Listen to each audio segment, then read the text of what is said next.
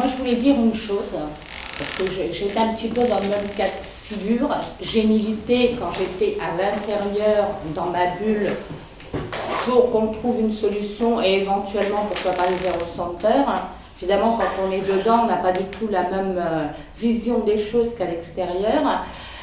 J'en suis sortie en 2009 et depuis 2009, donc je milite pour essayer de protéger, enfin de faire comprendre à la société qu'à l'intérieur de la prostitution, c'est une violence, c'est de la violence répétée.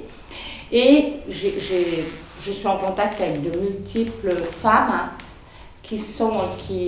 et aujourd'hui je suis là pour parler en leur nom aussi, parce qu'elles me disent pratiquement tous les jours continue pour nous, fais comprendre, même celles qui sont volontaires comme moi je l'ai été. Beaucoup de femmes ont X raisons de se vendre. Alors c'est des traumatismes liés à l'enfant, c'est soi-disant lié à une misère économique, c'est pour X raisons. Enfin, malheureusement, on est un petit peu dans le même cas de figure. C'est les filles qui sont dans les réseaux, on n'arrive pas à avoir accès, on ne peut pas les contacter, elles sont complètement isolées, protégées par leur proxénète et par toutes les personnes qui les entourent. Donc c'est très difficile de pouvoir rentrer en contact avec ces femmes. Je suis là pour elles aussi parce que la violence que j'ai vécue à l'intérieur, elles le vivent chaque jour, dans l'indifférence générale.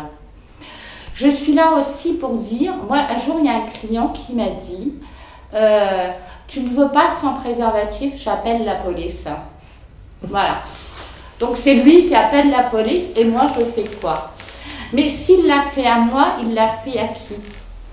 Moi j'ai pu lui dire, écoute tu dégages. Mais une autre ne pourra pas parce qu'elle sera justement dans un réseau, parce qu'elle sera dans un bar à hôtesse, parce qu'elle sera dans un contexte vendu par son mari, son père, son frère, son copain. Et je peux vous assurer que ce n'est pas un cas sûr, c'est très fréquent. J'ai travaillé un jour avec une femme, son mari est venu me voir et m'a dit « Écoute, débrouille-toi pour qu'elle pénètre, elle gagnera plus. » Elle ne voulait pas de pénétration et lui voulait, parce qu'il y avait une différence de prix et que ça lui rapportait plus. Mais lui ne travaillait pas, il ne se fatiguait pas.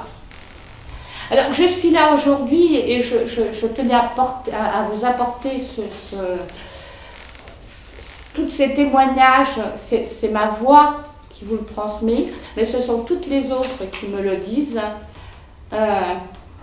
Il faut aujourd'hui bloquer. Moi, s'il y avait eu une pénalisation, s'il y avait eu de la prévention, je ne serais pas tombée dans la prostitution. Parce que j'aurais compris avant d'y mettre les pieds que c'était dangereux. Donc aujourd'hui, j'accuse, mais j'accuse ce qui n'a pas été fait. Mais aujourd'hui, on peut le faire et il faut le faire.